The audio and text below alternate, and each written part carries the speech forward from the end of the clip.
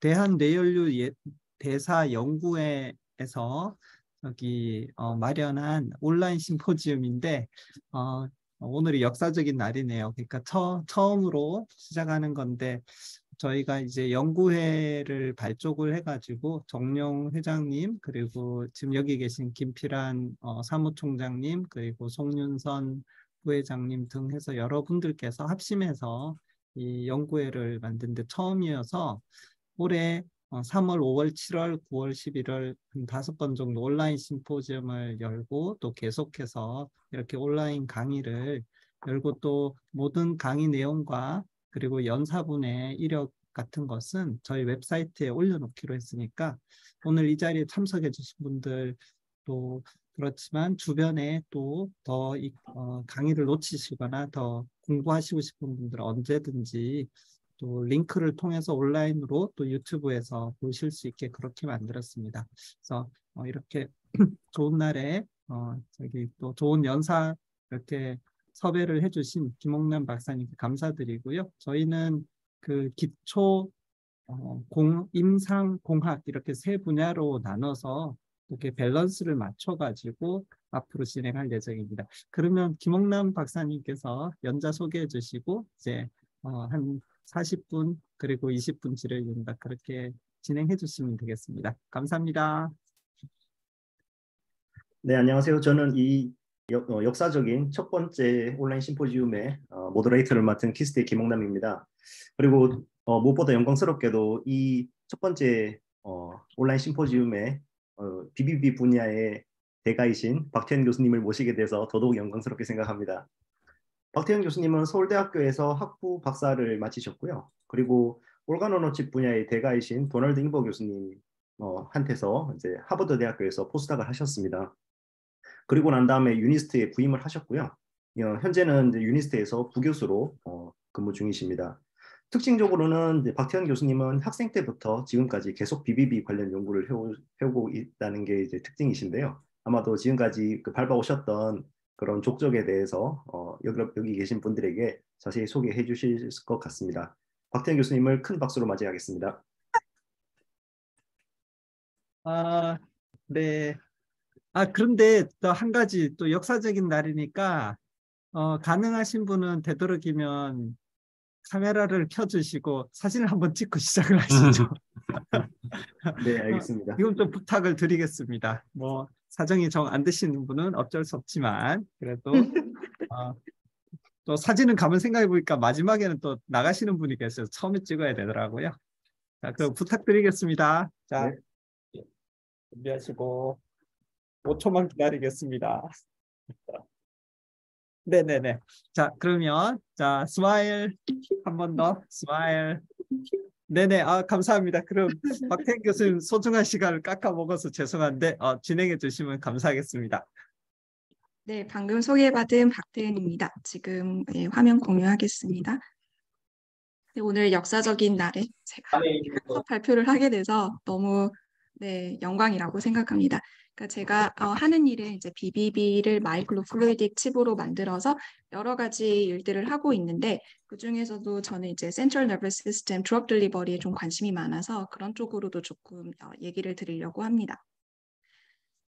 이제 브레인에 계속해서 이제 드럭을 딜리버리 하기가 힘든 이유 중에 하나는 계속해서 약은 커지는데 BBB에 딜리버리 할 수 있는 그런 전략은 되게 제한적인 것 같습니다. 그래서 아직까지도 다양한 약물들이 개발이 되고 있지만 실제로 브레인으로 통과할 수 있는 양은 너무나도 적기 때문에 엄청난 양을 넣어야지만 그래도 조금이라도 뭐 알츠하이머라던가 아니면 그런 엔티바디 드럭들이 워킹을 한다는 거를 이제 확인이 되면서 이제 BBB를 통과하는 기술이 얼마나 중요한지에 대해서 지금까지도 계속해서 연구가 지속이 되고 있습니다. 근데 제가 하는 일은 어떻게 하면은 휴먼의 블러드 브레인 베리어의 기능을 잘 모사를 할 것인가 그리고 플러스 어떻게 하면 이 BBB를 극복을 해서 약물을 잘 전달할 수 있는 시스템을 만들 것인가 이 두 가지 일을 하고 있다라고 생각을 하시면 됩니다. 이제 그 중에서도 제가 쓰고 있는 테크놀로지는 올가노노 칩이라는 공학적 기술인데요. 이 올가노노 칩은 USB 정도 되는 이 사이즈의 칩에 세포의 마이크로 인바이러먼트를 잘 구현을 함으로써 2D로 컬처하는 그런 컨벤셔널한 컬처 시스템과는 다르게 여기에서는 다양한 피지컬 혹은 케미컬, 바이올로지컬한 그런 마이크로 인바이러먼트가 잘 구현이 되어서 세포가 실제 인비보에 있는 것처럼 펑션을 할 수 있게 도와주는 그런 플랫폼이라고 보시면 되겠습니다. 오늘 소개드릴 내용은 제가 예전에 이제 포스닥에서 했던 BBB 칩에 대한 내용을 조금 소개를 드리고 그걸 응용한 그런 기술에 대해서 좀 말씀을 드리고 또 다른 새로운 모델에 대해서 조금 말씀을 드리고자 합니다. 이제 BBB는 다 아시다시피 브레인 엔도థ리얼 셀과 페리사이트 그리고 에스트로사이트로 구성이 되어 있고 쉬어 스트레스를 항상 받고 있습니다. 당연히 이제 뇌 혈류 때문에 엔도세리알 셀이 쉬어 스트레스에 노출이 되어 있고요. 기능적으로는 이제 몸에서 가장 강력한 피지컬 베리어 펑션을 가지고 있어서 이제 티어 밸류로 치면 한 2000에서 5000 옴 스퀘어 센티미터 정도로 어마어마하게 높은 장벽으로 되어 있습니다. 그래서 파라셀룰라 트랜스포트가 아주 제한이 많이 되어 있고요. 또 메타볼릭 베리어 펑션 때문에 약물이 들어가려고 하더라도 이 약물은 이 에플럭스 펌프 때문에 이 안으로 들어가지 못하고 다시 혈액으로 빠져나가게 됩니다.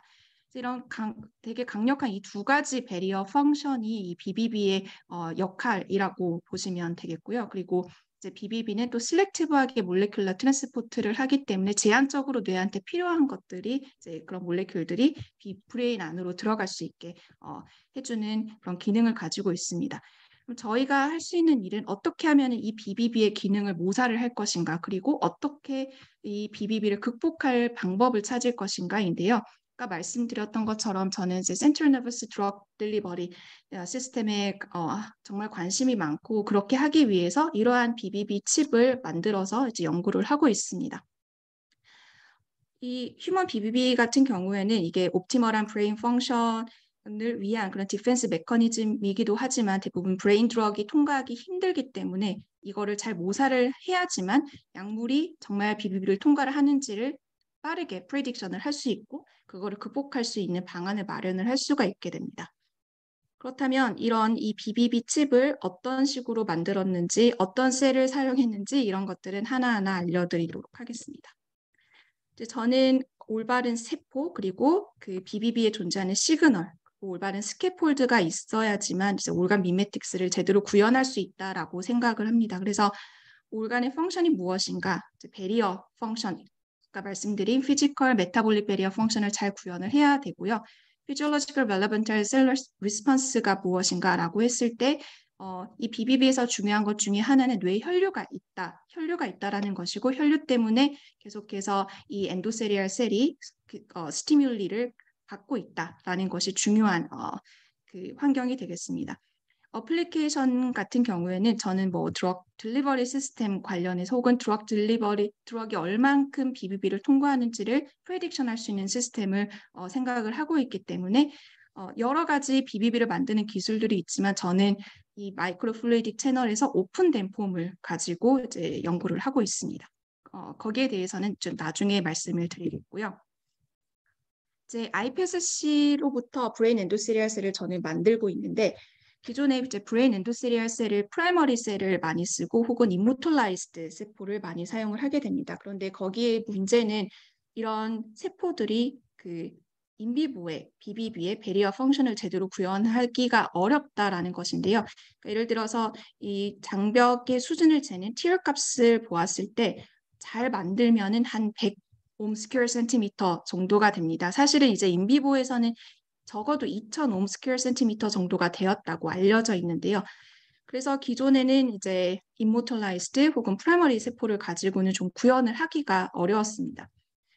근데 이 논문이 엄청나게 상징적인 논문인데요. 이제 iPSC로부터 정말 프레시하게 브레인 엔도세리얼 셀을 분할을 시키면은 인비보 BBB처럼 이제 피지컬 베리어 펑션이 나온다라는 논문입니다. 그래서 그동안에 이제 제가 박사과정 때는 계속해서 임모톨라이즈드 셀 혹은 프라이머리 세포만 계속 써오다가 이제 포닥에 가서는 iPSC로부터 프레시하게 분화한 브레인 엔도세리얼 셀을 이제 쓰기 시작했습니다.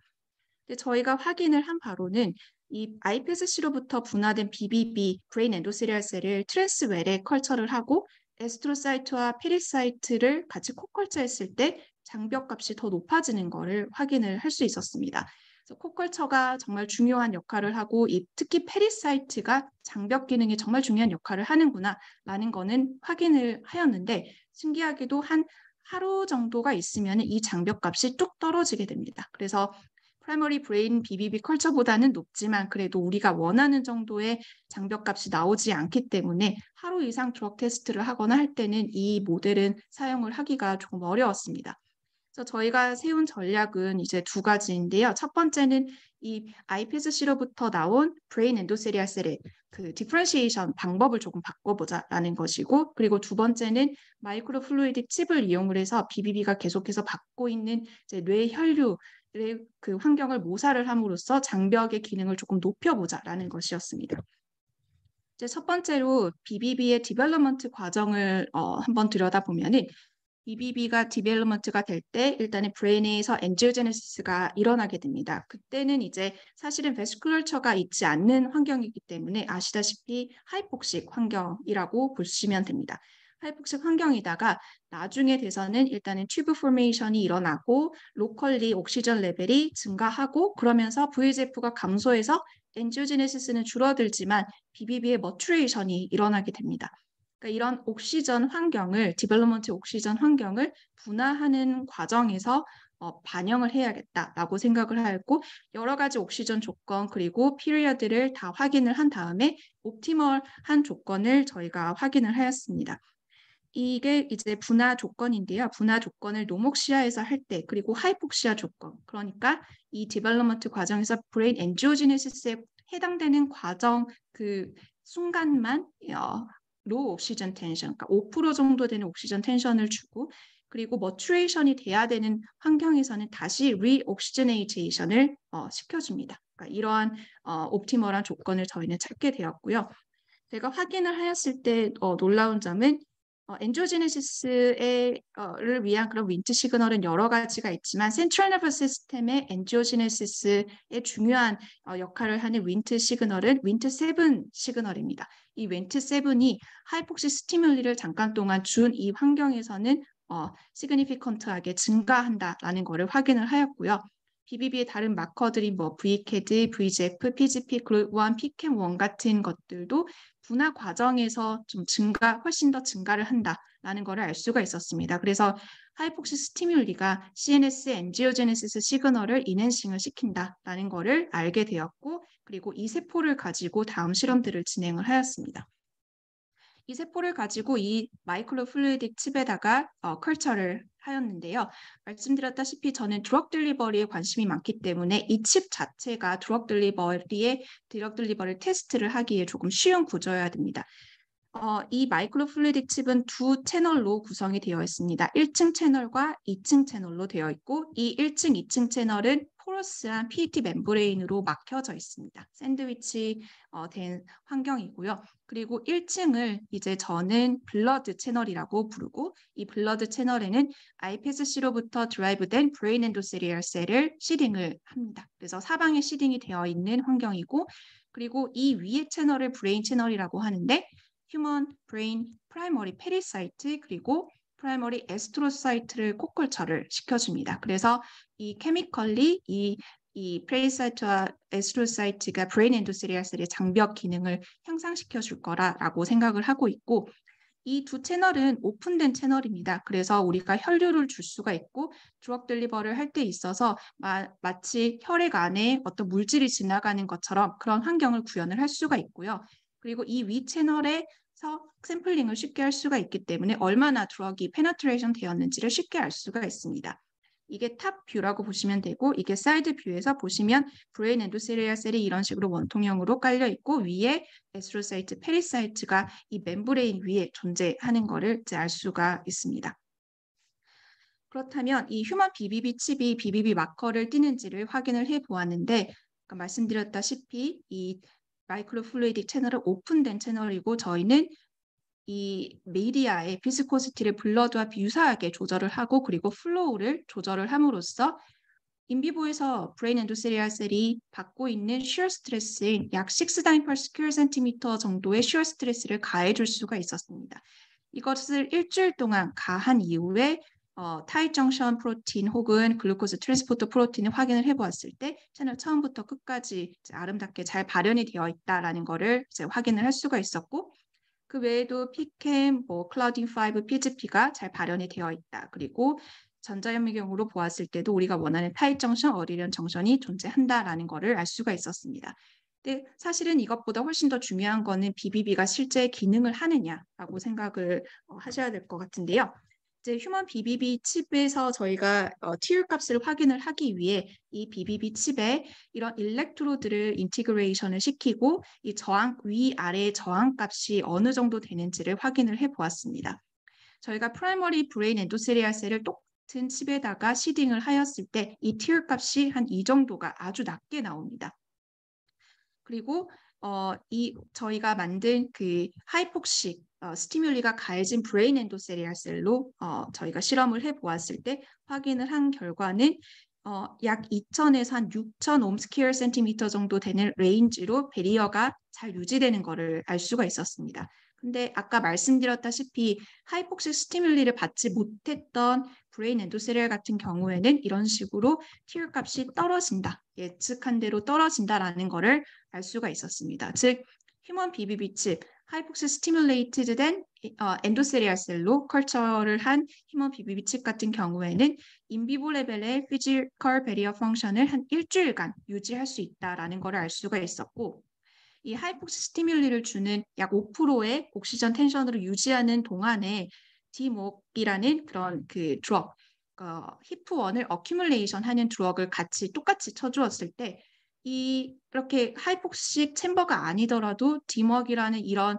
그 히프원 어큐뮬레이터만으로도 이런 TR 값이 잘 유지가 된다는 것을 알 수가 있었습니다. 그래서 저희가 컨트롤한 브레인 엔도세리얼 셀의 디퍼런시에이션은 디벨롭먼트 과정에서의 히프원 어큐뮬레이션과 관련이 있다라는 것을 이제 알 수가 있었습니다. 그래서 기능적으로도 우리가 만든 휴먼 BBB 칩이 인비보의 BBB의 피지컬 베리어 펑션과 많이 닮아 있다라는 것을 확인을 하였습니다.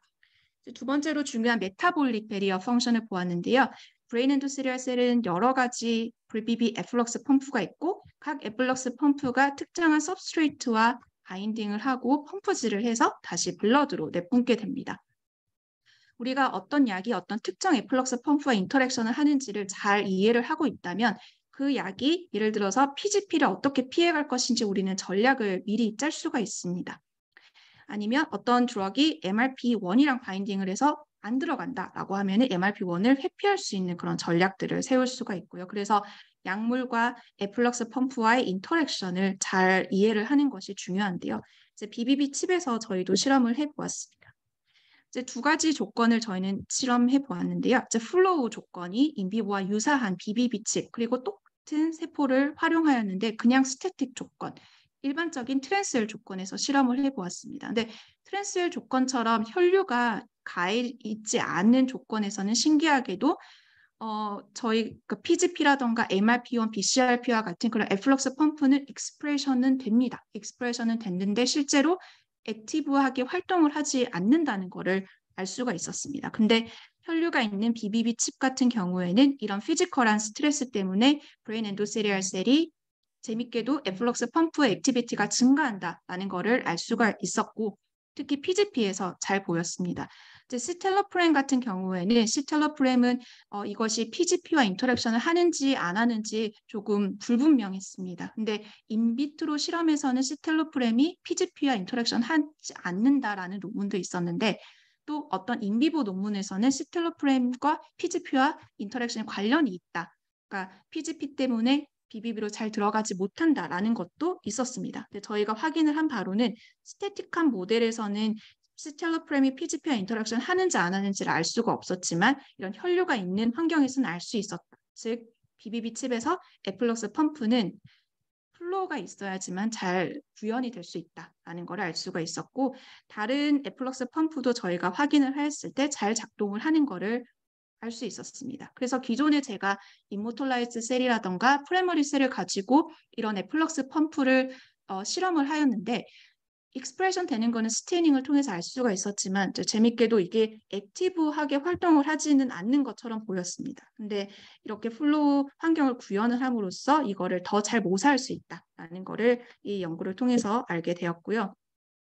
그리고 BBB는 셀렉티브하게 어떤 물질을 트랜스포트 한다라는 것을 이제 알 수가 있는데, 그렇다면 이 BBB 칩을 통해서 어떤 BBB 셔틀이라던가 아니면 나노 파티클이 잘 통과하는지 여부를 구별할 수 있는가라는 실험입니다. 여기서 이제 블러드 사이드에서 나노 파티클 혹은 이런 안티바디가 흘러가고요. 우리의 혈류에서 흘러가는 것처럼, 그리고 브레인 사이드에서 얼마만큼 통과를 하였는지를 정량으로 측정을 하였습니다.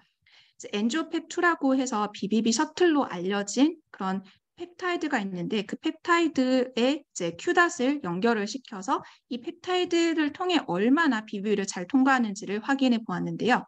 그냥 스크램블된 엔지오펩2를 큐닷에 붙였을 때는 잘 통과하지 않지만, 엔지오펩2가 이제 바인딩이 된 나노파티클은 잘 통과하는 것을 알 수가 있어서 셀렉티브한 트랜스포트를 우리가 확인할 수 있구나라는 것을 알 수 있었습니다. 그리고 또 트랜스페린 안티바디를 가지고 확인해 보았는데요.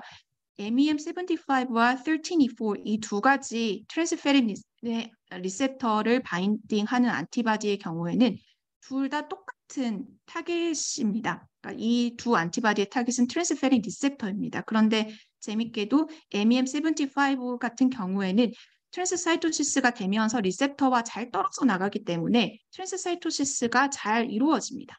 그런데 13E4 같은 경우에는 이 안에서 리셉터와 떨어지지가 않기 때문에 바인딩은 되고 인터널라이제이션은 되지만 엑소사이토시스가 되지가 않습니다. 이거를 그냥 일반적인 모델에서 구별을 할 수 있는지를 확인을 해보았을 때, 일반적으로 노묵시아의 즉 일반적인 iPSC로 브레인 엔도세리얼 셀을 분할시킨 프로토콜을 가지고 했을 때에는 이것을 구별하기가 상당히 어려웠습니다. 왜냐하면 이 장벽 수준을 완벽하게 유지를 할 수가 없었기 때문에라고 생각이 들고요. 또 트랜스페린 리셉터 익스프레션도 조금 달랐습니다. 근데 하이폭시 스티뮬리로 된 브레인 엔도세리얼 셀 같은 경우에는 이 MEM75가 훨씬 더 많이 BBB를 트랜스포트한다라는 것을 이 칩을 통해서 이제 정량을 함으로써 우리는 엑소사이토시스가 잘 되는 안티바디를 구별을 할 수가 있다. 이 칩을 통해서 구별할 수 있다라는 것을 알 수가 있었습니다. 네, 그래서 이 연구에 대해서 간단하게 서머리를 하자면, 이제 휴먼 BBB를 모사를 하기 위해서 저희는 브레인 엔도세리얼 셀, 페리사이트, 에스트로사이트를 이용을 하였습니다. 그 중에서도 저희는 브레인 엔도세리얼 셀의 장벽 기능이 훨씬 중요하기 때문에 디벨롭먼트 과정에서의 옥시전 텐션을 모사를 해서 더 장벽 기능이 인비보와 더 유사하고 더 메인테이넌스 할 수 있는 방법을 개발을 하였고, 그리고 BBB 칩을 만들 수가 있었습니다. 시어 스트레스를 피지올로지컬한 레벨로 줄 수가 있었고, 그리고 피지컬 베리어 펑션을 보았을 때 약 7일간 인비보 수준으로 잘 유지되는 것을 알 수가 있었습니다. 또한 인비보 라이크 슬렉시비티 그리고 펑셔널리티 에플럭스 펌프도 이 플로우가 있을 때 잘 구현된다라는 것을 확인을 하였고, 또 셀렉티브 익스프레션 오브 트랜스포트 프로틴, 즉 트랜스페린 리셉터라던가 인슐린 리셉터가 잘 존재하고, 그리고 액티브하게 트랜스사이토시스와의 연관성을 우리가 확인할 수 있다. 이 칩 안에서 확인할 수 있다라는 거를 저희는 테스트를 하였습니다. 그래서 이 칩을 통해서 우리는 인비보 라이크한 BBB 모델임을 증명을 할 수가 있었고, 이거를 더 나아가서는 브레인 드럭 테스트나 스크리닝에 또 활용할 수 있다라는 것을 이제 증명을 하였습니다. 이 칩을 가지고 할 수 있는 몇 가지 어플리케이션을 소개를 드리려고 하는데요. 오스모틱 오프닝이라는 거는 이제 BBB 하시는 분들은 많이 들어보셨을 텐데, 여기서 하이퍼토닉한 캐로티드 인퓨전을 해주게 되면은 이게 브레인 엔도세리얼 셀이 오스모틱 스트레스를 받아서 이런 식으로 줄어들게 됩니다. 이렇게 줄어드는 과정에서 BBB가 브레인 엔도세리얼 셀의 정션이 조금 열리게 되면서 이 혈류 안에 있던 그런 몰레큘들이 브레인 안쪽으로 이동을 할 수가 있습니다. 그래서 이 컨셉은 엄청나게 오래전부터 알려져 있었는데요. 여기서는 이제 기존에는 이제 뇌를 스테이닝을 그냥 염색약으로 하기는 힘들지만 오스모틱 오프닝, 즉 하이퍼토닉 캐로티드 인퓨전을 통해서 이 약물이 혹은 이 스테이닝 시킬 수 있는 몰레큘이 브레인으로 침투할 수 있다라는 거를 이제 확인한 내용입니다.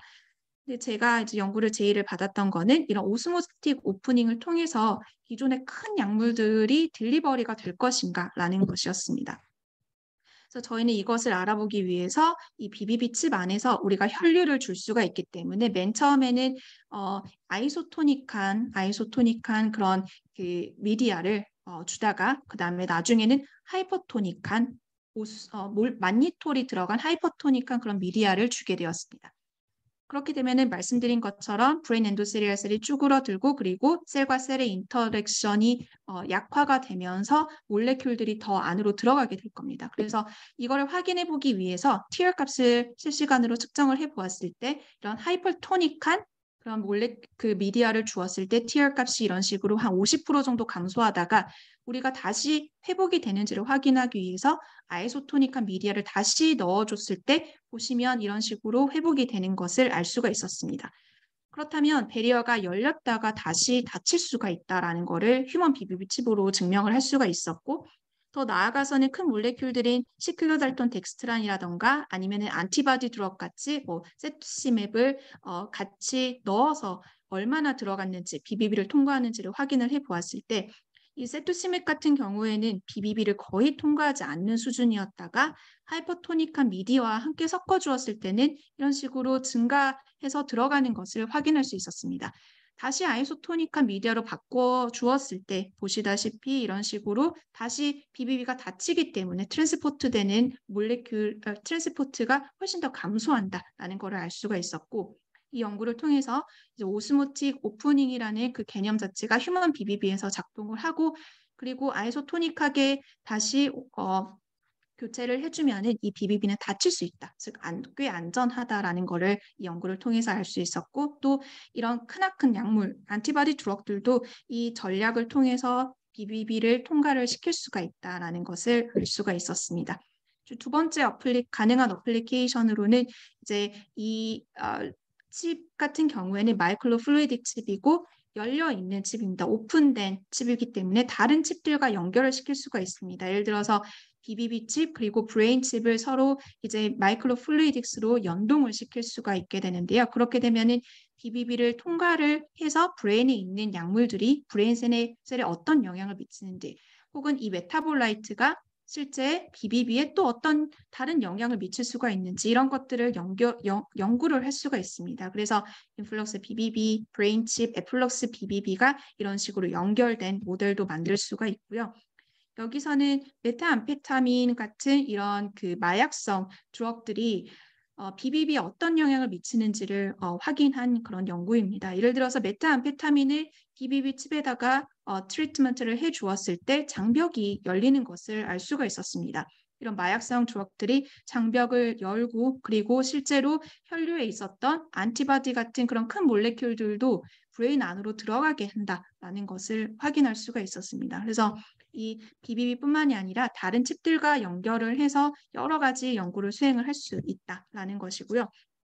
또 세 번째 가능한 어플리케이션으로는 이게 휴먼 BBB와 유사한 피지컬 혹은 메타볼릭 베리어 펑션을 가지고 있기 때문에 정말로 휴먼 BBB를 잘 통과할 수 있는 그런 셔틀 펩타이드도 우리가 스크리닝을 할 수 있습니다. 그래서 이 칩 자체를 스크리닝 플랫폼으로 이용을 해서 휴먼 BBB 셔틀 펩타이드를 찾아낼 수가 있고요. 그 셔틀 펩타이드는 이러한 장점을 가지고 있습니다. 사실은 다이나믹 플로우 같은 경우는 셀러 업테이크 그리고 인트라셀러 트래피킹에 큰 영향을 미칩니다. 왜냐하면 이 다이나믹 플로우가 리셉터 익스프레션이라던가 아니면 글라이코캘릭스의 그 로케이션이라던가 혹은 사이토스켈레톤의 스트럭처 혹은 인트라셀러 트래피킹 여러 방면에 영향을 미칩니다. 그래서 인비보의 혈류가 잘 모사가 된 모델에서는 이런 것들이 훨씬 더 잘 모사가 되기 때문에 정말 잘 작동하는 BBB 셔틀 펩타이드를 우리가 스크리닝을 할 수 있다라는 것이고요.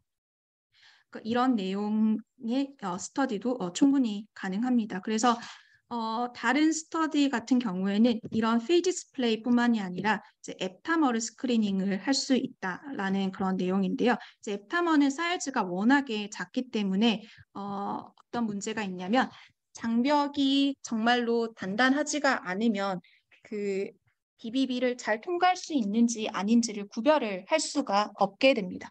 그래서 앱타머를 스크리닝을 하는 게 이제 BBB 모델에서는 정말 거의 어려웠습니다. 그래서 기존에 이제 앱타머를 가지고 이제 BBB 셔틀로 만들려는 그런 시도는 많이 있었지만 정말로 이게 잘 구현이 되지는 못했습니다. 네, 예를 들어서 이제 타겟 실렉스 방법이 있는데요. 타겟 실렉스 같은 경우에는 우리가 트랜스페린 리셉터를 타겟하는 앱타머를 찾겠다라고 하면은 트랜스페린 리셉터를 고정을 시켜놓고 그리고 앞타머 같은 경우에는 이제 싱글 스트랜드 RNA 혹은 DNA로서 이제 3D 구조를 가질 수 있는 것으로 케미컬 안티바디와 같은 역할이라고 보시면 됩니다. 그래서 이런 BBB 셔틀을 찾기 위해서 작은 이 앱타머 라이브러리를 이제 바인딩을 시키고 잘 바인딩되는 것을 가지고 이거는 트랜스페린 리셉터를 타겟팅할 수 있다. 그래서 트랜스사이토시스가 가능할 수도 있다라는 방법의 그런 스트레치지입니다. 그래서 이 타겟 실렉스 방법, 이 전통적인 방법을 통해서 트랜스페린 리셉터에 바인딩하는 것을 찾을 수가 있다라는 그런 장점이 있지만 이게 바인딩을 하지만 아까 보셨다시피 바인딩이 문제가 아니라 엑소사이토시스를 잘 해야 되는데 그런 것까지는 우리가 스크리닝 과정에서 알 수가 없습니다. 그래서 중요한 게 이제 셀 실렉스와 같은 것인데요. 셀 실렉스 같은 경우에는 브레인 엔도셀리아 셀을 스태틱 상태에서 컬처를 하고 그리고 이런 앱타머 라이브러리를 트리트먼트를 하게 됩니다. 그래서 이런 트레디셔널한 BBB 모델을 가지고 하는 셀 실렉스 방법 같은 경우에는 쉽기는 하지만 이 장벽 수준이 완벽하지가 않기 때문에 이게 BBB를 정말 잘 통과를 하는 것인지 아니면 리키하기 때문에 다 밑으로 떨어져 나간 것인지 구별을 하기가 힘들어서 스크리닝 자체가 상당히 어렵습니다. 그래서 false positive 앱타머를 스크리닝하게 될 그런 가능성이 높다라는 것이고 그리고 이 스태틱한 모델은 인비보 BBB와 덜 유사하기 때문에 BBB 셔틀을 셀렉션하는 데에서 조금 덜 정확한 방법이다라고 생각하시면 되겠고요. 그래서 이제 이 셀 실렉스 트랜스웰 방법으로는 단 한 논문도 찾을 수가 없었습니다, 사실. 그래서 이 작은 앱타머를 셀렉션하는 것이 정말 어렵구나라는 걸 알 수가 있었고 다른 방법은 이제 인비보 실렉스가 있는데 그런 경우에는 BBB의 그 마우스 BBB 혹은 랩 BBB와 휴먼 BBB는 또 많이 다르기 때문에 마우스에서 작동을 잘한다라고 해서 휴먼의 작동을 하는지는 또 검증을 해봐야지 알 수가 있습니다. 그래서 이런 어려운 점이 있고요. 올간칩 실렉스 방법이라고 하는 거는 앱타머를 스크리닝을 하는데 올간칩을 사용을 하는 것입니다. 그래서 다이나믹 BBB 모델을 이용을 하기 때문에 인비보라이크한 베리어 펑션을 지닐 수가 있고 이런 인비보라이크한 베리어 펑션임에도 불구하고 잘 통과하는 앱타머를 우리는 스크리닝을 할 수가 있습니다. 그리고 이게 트랜스사이토시스가 잘 되는 앱타머를 스크리닝을 할 수 있는 방법이기 때문에 펑션 베이스드 스크리닝 방법으로 훨씬 더 정확도가 높다라고 생각하시면 되겠습니다. 그래서 저희는 아까 보여드린 그런 BBB, 휴먼 BBB 칩을 가지고 앱타머를 스크리닝하는 그런 일을 해왔는데요. 그것을 통해서 저희는 하나 앱타머, BS01이라는 앱타머가 BBB에 스페시픽하게 잘 통과를 하고 그리고 BBB 스페시픽한 셔틀링 이펙트가 있다는 것을 알 수가 있었습니다. 그래서 BS01이 실제 이 MPS에서 한 2배 이상, 컨트롤 배에서 2배 이상 잘 통과를 하고 다른 리버 엔도세리얼 셀, 렁 엔도세리얼 셀, 다른 엔도세리얼 셀은 거의 컨트롤과 차이가 없지만 브레인 엔도세리얼 셀에서만 더 잘 통과한다. 즉 올간 스페시피시티가 있다라는 것을 알 수가 있었고요. 그리고 큰 몰레큘인 예를 들어서 나지 몰레큘 중에서도 스트랩토아비딘, 모델 드럭의 이런 저희가 찾은 앞타머를 바인딩을 시키고 이게 세포에 얼마나 업테이크를 하는지 혹은 세포의 이 BBB 칩에서 얼마나 잘 통과를 하는지를 알아본 결과 컨트롤에 비해서 크게 증가하는 것을 알 수가 있었습니다. 재밌게도 이게 에스트로사이트와 다른 뉴런셀에서도 바인딩되고 업테이크되는 효율이 더 높아지는 걸 알 수가 있었는데요. 아마도 브레인 엔도세리얼 셀과 에스트로사이트 그리고 뉴런셀에서 같이 존재하는 리셉터에 메디에이티드된 트랜스사이토시스가 아닐까라고 생각을 합니다. 이제 BBB 칩을 가지고서는 저희가 할 수 있는 게 이게 우리가 찾은 앱타머가 어떤 기전으로 통과를 하는지도 이 셀 인비트로 스터디를 할 수가 있는데요.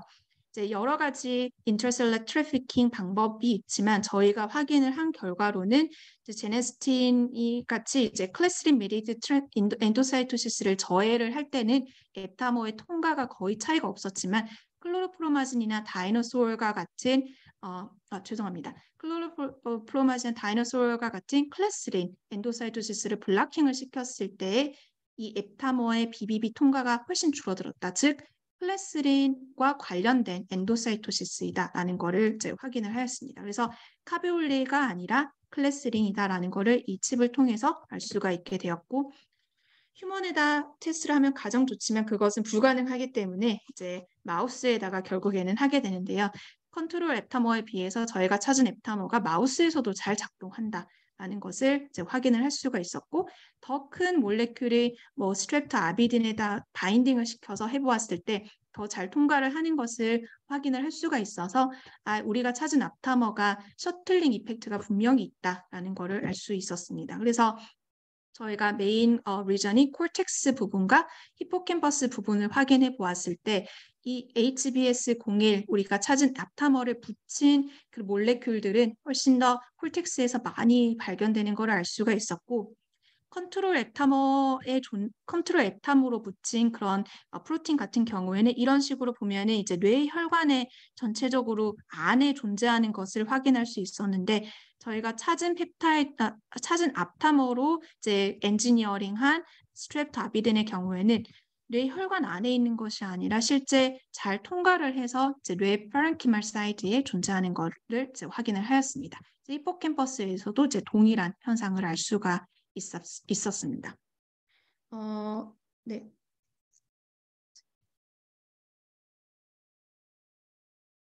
이제 시간이 한 2분 정도가 남았는데 한 2분 안에 이 부분을 조금 하겠습니다. 그러니까 마이크로 플루이딕 칩에 대해서 설명을 드렸는데 제가 다른 것으로 조금 관심이 있는 거는 베이스먼트 멤브레인을 모사를 하는 것입니다. 이제 브레인 엔도세리얼 셀이 아까와 같은 그런 모델에서는 단점 중에 하나가 뭐냐면 딱한 PET 플라스틱 멤브레인에서 컬처가 된다라는 것인데요. 그러니까 실제 생체의 베이스먼트 멤브레인의 그런 강도나 아니면은 얇기, 그러니까 thickness와는 너무나도 다릅니다. 그래서 우리가 브레인 엔도세리얼 셀이 컬처가 되는 베이스먼트 멤브레인의 엔지니어링을 하면 아마도 훨씬 더 베리어 펑션을 더 유사하게 모사할 수 있지 않을까라고 생각을 해서 이런 연구를 수행을 하였습니다. 저희는 일렉트로 스피닝으로 나노파이버를 만들고 거기에 얇게 콜라겐 1을 코팅을 하고 그 위에 베이스먼트 멤브레인 성분인 콜라겐 4와 파이브로넥틴을 더블 코팅을 하는 방법으로 이 베이스먼트 멤브레인을 만들었는데요. 이것의 장점은 이 나노파이버가 엄청나게 얼기설기하게 되어 있습니다. 그래서 사실은 브레인 엔도세리얼 셀이 이 위에서 컬처가 될 때 대부분은 이 하이드로젤, 그러니까 ECM 하이드로젤에 시팅이 되어 있는 상태라는 것이고 아주 얼기설기하기 때문에 베이스먼트 멤브레인과 유사한 강도를 세포한테 전달을 해줄 수가 있다. 그리고 우리가 원하는 대로 ECM 프로틴을 코팅을 할 수가 있다라는 것입니다. 그래서 강도를 보았을 때 PET 멤브레인과 같은 플라스틱과는 차원이 다르게 저희가 만든 이 베이스먼트 멤브레인은 강도가 인비보 수준이다라는 걸 알 수가 있었습니다. 그리고 퍼미빌리티도 엄청나게 높기 때문에 어떤 몰레큘의 트랜스포트도 잘 볼 수가 있지만 또한 그 엄청나게 얼기설기되어 있는 이 엔지니어드 베이스먼트 멤브레인에서는 이뮨셀이라던가 아니면 다른 세포의 인터랙션을 더욱 자세하게 볼 수가 있습니다. 재밌게도 베이스먼트 멤브레인을 우리 인비보 수준의 강도 그리고 케미컬 프로퍼티를 유사하게 해줬을 때 장벽값이 더 높아진다라는 걸 알 수가 있었는데요. 왜 높아질까라는 거를 확인을 해본 결과 결론적으로 말씀드리자면 이제 빈쿨린이라는 이제 메커니컬 스티뮬리에 반응을 하는 그런 몰레큘이 셀과 셀의 인터랙션에 더 잘 어큐뮬레이션이 됩니다. 그렇게 함으로 인해서 이 빈쿨린이라는 프로틴이 F 액틴을 붙잡고 있기 때문에 셀과 셀의 장벽을 더 강화를 시킬 수가 있다라는 그런 메커니즘 스터디를 수행을 하였습니다. 그리고 더 나아가서는 이런 모델로 뭘 할 수 있을까라고 하다가 이제 스트롱 모델을 만들어 보자라고 해서 아주 낮은 글루코스 그리고 로우 옥시전 텐션에서 다시 리옥시나이제이션을 시켜주었을 때 이제 스트록 상황처럼 BBB의 장벽값이 떨어지는지를 확인을 하였습니다. BBB의 장벽값이 당연히 이런 식으로 스트록 모델에 떨어지는 걸 알 수가 있었고 메타포민 같이 스트록의 드럭이라고 서제스트 되는 그런 약물과 같이 처리했을 때에는 이 BBB의 베리어 펑션이 덜 감소한다라는 것을 이제 알 수가 있었습니다. 이 모델을 엄청나게 펌이업을 하기 때문에 이뮨 셀들이 나중에 이제 이 스트록 환경에서 브레인 엔도세리얼 셀 에피컬 사이드에서 베이절 사이드로 내려가는 그런 모습도 저희가 확인을 쉽게 할 수가 있는데요. 기존의 PET 멤브레인의 경우에는 뭐 멤브레인의 폴 사이즈가 작다거나 아니면은 폴의 덴시티가 낮기 때문에 이런 현상을 보기가 조금 어려운 반면에 저희가 만든 베이스먼트 멤브레인은 이뮨셀의 이동이 아주 활발하게 이제 관찰을 할 수가 있고 현미경으로 잘 관찰이 된다라는 것도 이런 식으로 알 수가 있었습니다. 그래서 결론입니다. 일단은 저희는 iPSC로부터 분화한 브레인 엔도세리얼 셀을 가지고 여러 모델을 만들고 있고 특히 이제 마이클로 플루이딕 모델 같은 경우에는 쉬어 스트레스를 줄 수가 있기 때문에 피지컬 그리고 메커니컬 베리어 펑션을 잘 구현할 수 있다라는 것이고 이 모델을 이용을 해서 뭐 페이지 디스플레이라던가 아니면은 슬랙스를 이용해서 휴먼 BBB에서 잘 작동하는 펩타이드나 앱타머를 찾을 수 있다라는 것이고 더 나아가서는 엔지니어드된 베이스먼트 멤브레인으로 인비보의 베이스먼트 멤브레인의 환경과 유사하게 모사를 하였을 때 브레인 엔도세리얼 셀이 더욱더 베리어 펑션이 강화가 되고 인비보 라이크한 그런 펑션을 보여줄 수 있다라는 내용이 됩니다. 네, 이 연구는 포스닥 때 한 연구는 아까 말씀을 들었던 것처럼 이제 비스 인스티튜트에 있는 도널드 잉버 교수님과 같이 수행을 하였고 이제 뒷부분의 연구는 유니스트의 주지명 교수님 그리고 권태준 교수님과 함께 수행을 하였습니다.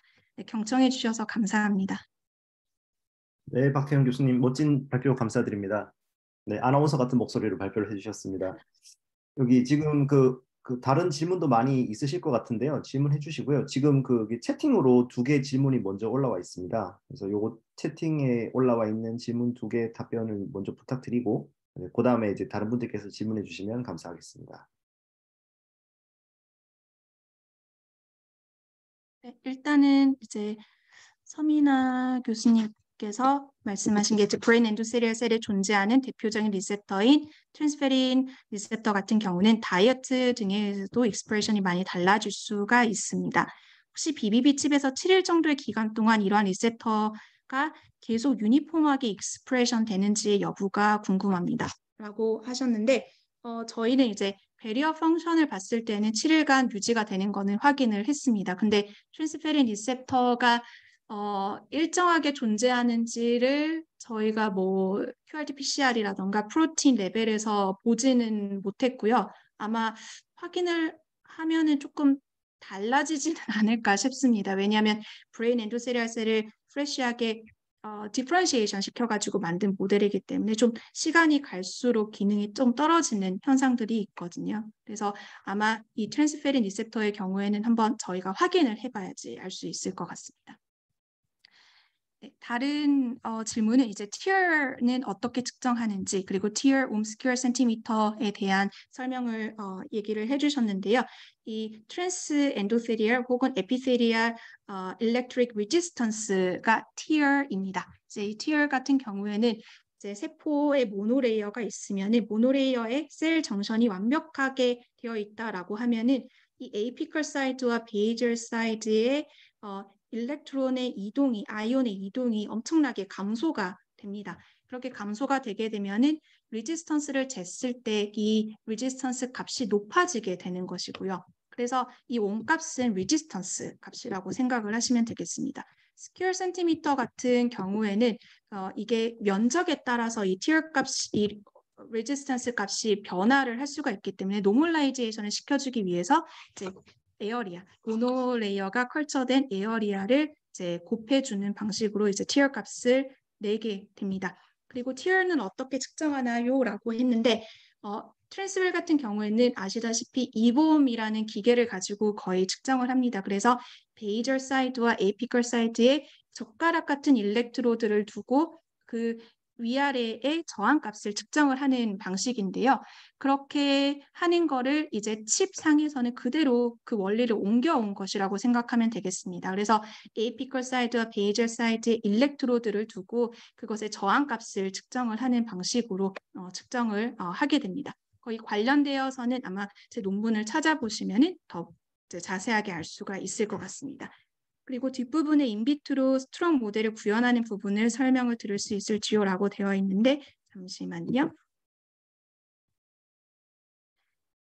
네, 구현을 하는 방법은 다음과 같습니다. 그러니까 저희가 글루코스를 디프리베이션을 시키고 그리고 옥시전을 아주 낮은 상태인 한 5% 정도로 낮춘 상태에서 브레인 엔도세리얼 셀을 인큐베이션을 시킵니다. 약 8시간 인큐베이션을 시키고 이때는 사실 장벽값이 그렇게 떨어지지 않습니다. 그런데 다시 옥시전의 노멀 상태 그리고 글루코스가 있는 상태로 다시 옮겨와서 컬처를 하게 되면 이 장벽값이 엄청나게 떨어지게 됩니다. 그래서 이 하이폭시아 조건 그리고 글루코스가 디프리베이션 되는 조건이 아니라 사실은 위옥시저나이제이션 되는 조건에서 장벽값이 떨어지는 것으로 알고 있는데요. 그런 게 이렇게 반영이 됐다라고 생각을 하시면 되겠고 그리고 오타입니다. 사실 5%가 아니라 1%라고 네. 여기는 오타고요. 그리고 이 모델 같은 경우에는 이 스트롱 모델에다가 같이 메타포민을 섞어 주었을 때 덜 떨어진다. 그러니까 이렇게 장벽값이 덜 떨어진다라는 것을 확인을 함으로써 이 메타포민이 스트로크 상황에서 BBB가 무너지는 것을 조금 방지하는 역할을 할 수가 있다. 치료는 모르겠습니다. 하지만 방지하는 역할을 할 수 있다라는 것을 알 수가 있었습니다. 혹시 제가 질문 구두로 잘 들리세요? 네, 들립니다. 네. 네. 그 메트폴민 말씀하시는 건가요? 메트가? 네네네, 맞습니다. 저기 당뇨병 치료약? 예. 네, 재밌네요. 그리고 그 뒤에 그 로우셀이랑 같이 아마 그 임뮨셀이랑 코컬처 하는 거 미믹하신 것 같은데 그것도 좀 설명해 주시면 좋을 것 같아요. 네네네. 이제 이스케믹 스트롱 모델 같은 경우에는 여러 가지 어플리케이션이 있지만 그 중에 하나가 이 스트로크 환경에서 이뮨셀들이 리크루트가 되는 것을 보는 그런 연구들이 있는데요. 리크루트가 되면서 인플라메이션이 증가를 하고 더 BBB가 무너지게 되고 하는 것을 우리가 관찰을 할 수가 있습니다. 그래서 이 모델에서는 에이피컬 사이드에다가 로우 264.7 세포를 스테이닝을 시켜가지고 이제 같이 코컬처를 해주게 됩니다. 그래서 코컬처를 해주게 되고 스트로크 환경에서 확인을 해보면은 이런 로우 264.7 세포가 똑같은 사이드에서 봤을 때 점점 사라지는 것을 알 수가 있는데 그거는 이제 에이피컬에서 베이절로 이제 베이스먼트 멤브레인을 뚫고 이제 점차 밑으로 내려가는 것을 이제 알 수가 있습니다. 즉 브레인 엔도세리얼 셀의 위에 있던 이제 그 로 264.7 셀이 BBB를 통과를 하고 그리고 베이스먼트를 뚫고 밑으로 내려간다라는 것이고요. 베이절 사이드에서 찍어봤을 때 그러니까 똑같은 곳의 에이피컬 사이드와 베이절 사이드라고 보시면 되는데요. 베이절 사이트의 0시간에서도 지금 일부 로 264.7이 보인다는 것을 알 수가 있습니다. 근데 한 8분 정도가 지나면 여기 위에 있던 세포가 이 밑에 베이절 사이드에서 보이는 것을 알 수가 있는데요. 그러니까 그 말은 베이스먼트를 통과해서 베이절 사이드에서 찍었을 때도 이 친구가 위에서 아래로 내려왔다라는 것을 이미징 상에서 확인을 할 수가 있었습니다. 그래서 이거를 픽세이션을 시키고 이렇게 3D로 찍어보면은 위에 있어야 되는 정상에서는 위 에이피컬 사이드에서 존재하고 내려가지 말아야 될 그런 이뮨셀들이 이 베이절 사이드에 존재할 수 있다는 것을 이제 보여줍니다. 네, 박대현 교수님 답변 감사합니다. 그리고 되게 열정적으로 많은 분들께서 질문해 주셔서 더욱더 열정적인 온라인 심포지움인 것 같습니다. 또 질문 더 있으신 분 있으면 또 질문해 주시면 감사하겠습니다. 그 정희영 교수님께서 이제 16페이지 브레인 사이드에서 트랜스사이토시스를 어떻게 확인할 수 있었나요? 라고 해주셨는데 이제 16 페리사이트와 에스트로사이트가 같이 있기 때문에 쉽지가 않을 것 같아서 이제 여쭤본 내용인데요. 브레인 사이드에서의 트랜스사이토시스를 확인을 할 수 있는 방법은 사실 정말 간단합니다. 이제 위 채널, 아래 채널이 오픈되어 있기 때문에 이제 블러드 사이드에 예를 들어서 몰레큘이나 나노 파티클을 흘려 보내줍니다. 혈류에 흘려 보내주게 되고 위에도 마찬가지로 그냥 미디아를 흘려 보내주게 되는데 밑에 있던 그런 나노 파티클이나 몰레큘들이 트랜스사이토시스가 된 것들을 이 플로우를 따면서 그냥 샘플링을 쉽게 할 수가 있습니다. 그래서 에스트로사이트, 페리사이트가 인비보 BBB처럼 브레인 엔도세리얼셀 베이설 사이드에 있기는 하지만 이게 넘어가서 미디아 상황에 있기 때문에 우리가 샘플링해서 퀀티피케이션을 함으로써 트랜스사이토시스가 됐구나라는 것을 알 수가 있습니다. 네, 감사합니다. 네. 네. 또 질문 있으십니까?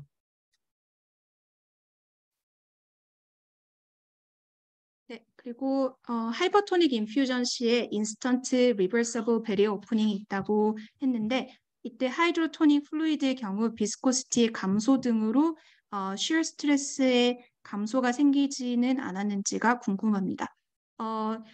이 내용은 그렇게 생각을 해보지는 않았는데요. 사실 이제 하이퍼토닉 플루이드를 만들 때 만니토를 상당히 고농도로 섞어주게 됩니다. 이제 만니토가 고농도가 되면은 비스코시티가 조금 더 높아지는 경향이 있더라고요. 그래서 비스코시티의 감소가 아니라 오히려 조금 높아지는 그런 경향이 있었습니다. 그래서 사실은 이제 컨트롤과 하이퍼토닉 솔루션과 비스코시티를 맞춰주는 게 가장 좋겠지만 저희는 이제 임상에서 실제로 쓰고 있는 그런 만니토 하이퍼토닉 그 솔루션을 이용을 하기 위해서 그냥 사용을 하였고 이제 비스코시티는 조금 다를 것이라고 생각을 합니다.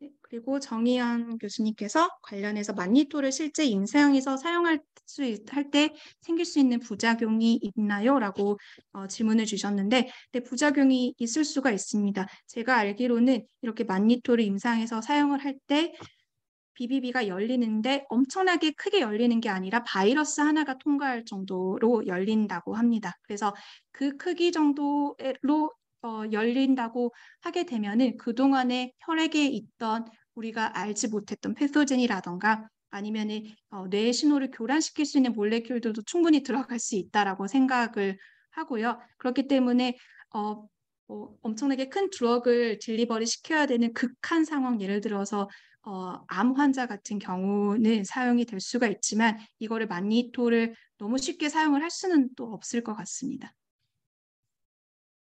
감사합니다.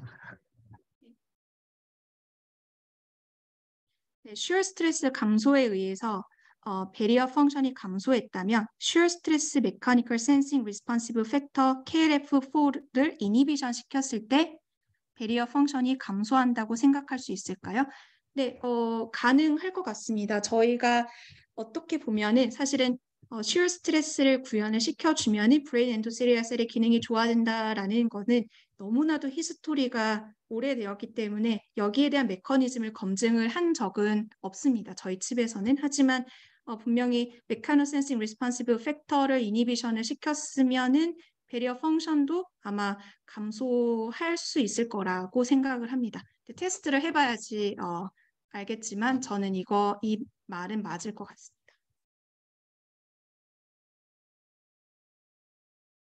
네, 질문들이 아주 열정적으로 질문해주고 계십니다. 네, 시험 관계자 하나 정도 더 질문 받을 수 있을 것 같은데요. 질문 있으신 분 해주시면 감사하겠습니다.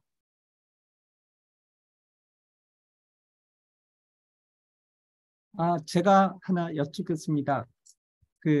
굉장히 쿨한 BBB 칩을 보여주셨는데 이게 실제로 휴먼 iPSC 가지고 이런 실험을 하시려면 이게 가성비는 어떻게 되고 리프로듀스빌리티나 이런 게 얼마나 쉬운지가 좀 궁금합니다. 보통 초창기에는 이렇게 아주 좋은 곳에서만 할 수 있고 다른 데서는 하면 안 될 수도 있고 그럴 수 있으니까 좀 실질적인 면에서 그런 점 좀 조언 주시면 감사하겠습니다. 네. iPSC로 브레인 엔도세리얼 셀을 만드는 이제 프로토콜은 여러 가지가 나와 있습니다. 그러니까 제가 사용하는 프로토콜은 한 2가지 정도 되는데요. 거의 에릭 슈스타 랩에서 나온 프로토콜을 많이 사용을 하는데 가성비로 생각을 하면 상당히 비쌀 수밖에 없습니다. IPSC를 유지를 시키고 분할을 시킬 때 사용되는 팩터들이 꽤 비싸기 때문에 어쩔 수가 없지만 저희는 배리어를 정말 인비버와 유사하게 만들어야지만 할 수 있는 실험들이 대부분이기 때문에 가성비는 아주 낮지만 그래도 퀄리티가 그만큼 나오기 때문에 한번 하면 다시는 프라이머 헬셀로 다시 돌아가기가 조금 어려울 정도로 특히 저 같은 경우에는 CNS 드럭 딜리버리에 관심이 많기 때문에 중요한 내용이라서 돈을 많이 써도 그래도 퀄리티가 높은 배리어 펑션이 높은 엔도를 만드는 것을 선호를 하는 편이고요. 그리고 reproducibility에서 말씀을 하셨는데 reproducibility는 사실은 손에 따라서 다르기는 합니다. 그런데 저희가 이제 랩에서 루틴하게 한 일주일에 적어도 한